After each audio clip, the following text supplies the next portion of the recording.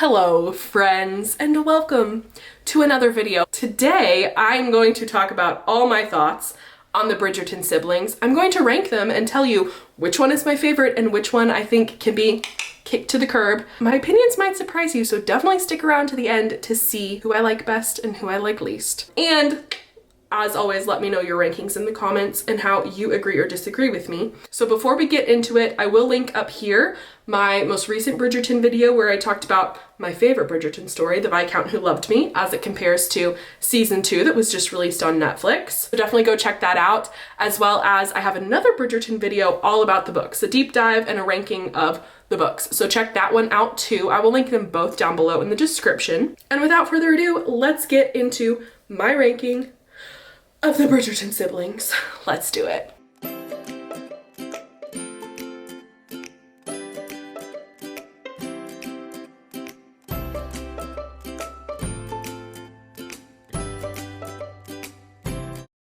Okay, so disclaimer, I have read all the books, and my opinion of each sibling's story, each sibling's book, does color my opinion of them a little bit. I have to admit that. So some stories I think are more boring than others. That doesn't necessarily equate perfectly to my ranking, but it does help weigh the list. That's for sure. So I'll admit to that up front. And another disclaimer, even though this is a from least to worst ranking, I love them all, okay? So let's make that perfectly clear. I may say some things about your potential favorite Bridgerton character that you don't like, but just know that even if I say something that I don't like about them, that doesn't mean I don't love them, because I do. I love them all, even Gregory, who I don't love, just kidding. LOL, I'm just kidding. Let's get started with my least favorite Bridgerton sibling, if you couldn't guess by what I just said, is Gregory. Now, Gregory is cute, okay? I like Gregory. There is nothing wrong with that guy. Nothing at all. But he's one of the youngest. And unlike Hyachinth, who is the youngest, I don't feel that his personality really has a chance to shine through in any of the books until you get to his book.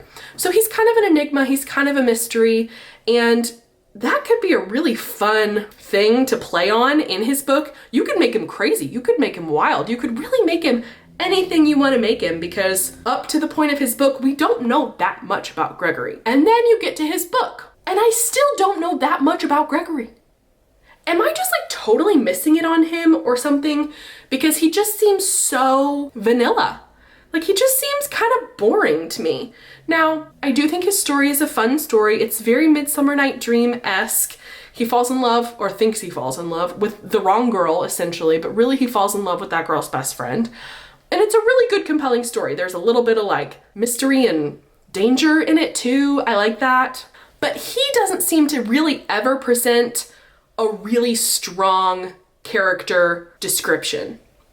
He's just Gregory, you know? I just feel like Gregory was a bit of a missed opportunity, and I at least didn't connect with him. Now, please let me know down in the comments all the reasons I've totally got Gregory wrong, because I would love to hear it. But for my own personal ranking, he's my least favorite.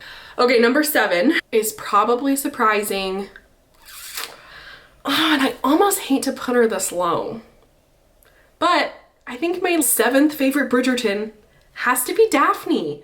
I really like Daphne. I really like her a lot. I think she's such a good sister. I think she's a good leader for her siblings. I think she can hold her own. I think she's stronger than she believes she is. And I do really like her as a character.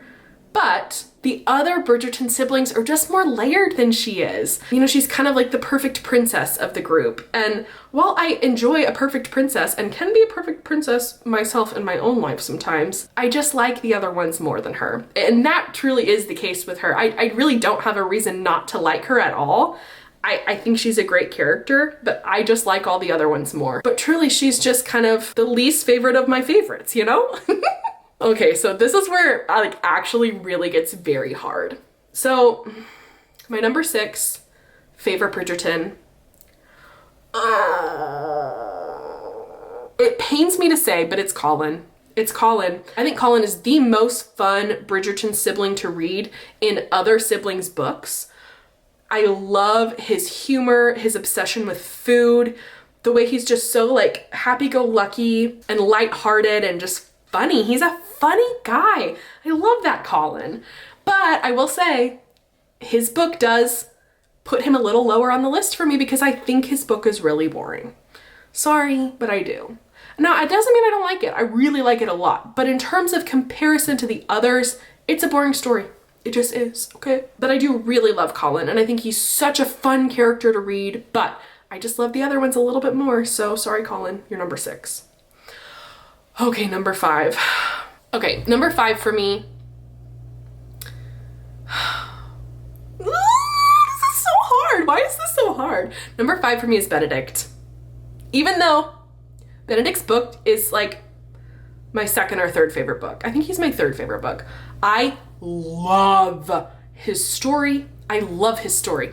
But the reason I love his story so much, I think, is because I love Sophie as a character. It's not so much about Benedict for me. Although I do really like Benedict. I think he is a sweet, sweet character, very artistic and so like benevolent. I just think the way he treats servants in his book and the lower class, if you will, I just really love him. Like, I just think he's kind. He's a kind character, and his story makes me love him even more. So although his story does rank higher than he does as a character, I will put him at number 5 because, like I said, I still love the others more. So Benedict is number 5. Okay, here's where it gets really hard, really hard. The three girls are so hard because I love all 3 of them pretty much equally. Oh, but I love them all for different reasons. Okay. My number 4 choice is Eloise. I love Eloise so much. I love her so much, you guys. She is just a true feminist, counterculture, stands up for everybody, defiant, outspoken, quirky, awkward character. I love her. She's my 2nd favorite character to read in other Bridgerton siblings books. She just has the most fun, like one-off, like making fun of her siblings, like just fun little antics that she gets up to. I love that about her. I love also how like deeply she clearly feels things. I love her friendship with Penelope. There's just so much to love about Eloise. She's so good. I love Eloise so stinking much. But she is number 4. Yeah, she is number 4 because I just love the others a little bit more. I know I keep saying that, but it's true. This is painful, you guys. You try it for yourselves and comment it down below and you'll see what kind of pain I'm in right now. Okay, my number 3 favorite, is Francesca. It's Francesca. I love Francesca. I love her so much, you guys. She is just so independent, mature, responsible, but still very, like her other sisters, completely unafraid to stand up for herself or someone else, speaks her mind. Like, just the feminist characters in the Bridgerton series are fabulous, which you wouldn't expect from Regency era high society ladies, but I love that about them. They're all just so, they know who they are, they've been raised to speak their mind, and I love how she's a little bit different than her family. She's just a little bit different, and she recognizes that, and she accepts it about herself, and she's okay with it. She can take care of herself. She assumes responsibility. I think I very much identify with that side of her. Like, I'm good. You don't have to worry about me. I can take care of myself. Like, she just has a very responsible mentality about her. I just love her, and her story is one of the best Bridgerton stories. Just so different than the rest. She's just mature. She's just such a mature, wonderful, well put together character, and I love Francesca. Love her. But inching out Francesca by literally this much, you guys, is Hyachinth. Hyachinth is my number 2. And I think the thing is, Hyachinth is my number 2 because I am Hyachinth. You meet Hyachinth, and you get to know Hyachinth, and you get to love Hyachinth, and you realize, Miley, the reason you love this very flawed character so much is because you are exactly the same as her. Can any of the rest of you relate to Hyachinth the most? If you can, please let me know, because I feel like we are a unique group, okay? Hyachinth is like Eloise, but on crack. She is privileged and outspoken, difficult, high maintenance, very high maintenance, but also so loyal to her people and much, much, much less tough than her outer exterior has to maintain at all times. And that's what I really relate to Hyachinth the most. I just put up walls. That's the kind of person I am. That's the kind of character Hyachinth is. You can handle any situation. You can have the perfect comeback to anything. You cannot let anyone see any of the cracks that exist. But deep down, you are emotional and just like a big old teddy bear. And that is Hyachinth, and that is me. Welcome to my channel. I love her in her very flawed, very high maintenance mess of a character. I just love her so much and I relate to her so much. So she is for sure my number 2, trailed only by the incomparable, in my eyes, just perfect Anthony Bridgerton. It's so funny how much you read a series and you just really feel connected and attached to these characters. I just love them all so much. I feel like they're my real friends, you know? But Anthony is my favorite Bridgerton. I think he is the most layered Bridgertons of all the Bridgertons. There's so much going on in that brain. He takes so much on for his family. And he just, you know, it doesn't always come out in the right way. He doesn't always give them the support that they need in the way that they need it, but he tries so hard. And his heart is always in the right place. He is just the best big brother. And what I love about Anthony is he knows himself. Like, he can totally look at himself and say, I'm being a poop head right now. I need to take a step back and do something different. Like, he recognizes his own flaws, even though his default sometimes is to think that he's always right, because he's extremely stubborn too.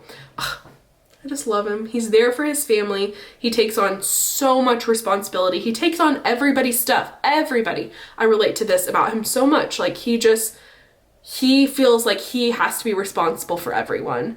And that's a trait I inherited from my father. My father is the exact same way. And it's just fun to read him. He's just the sweetest, but also most complicated, complex of the characters. In kind of a subtle way too. He can be pretty subtle.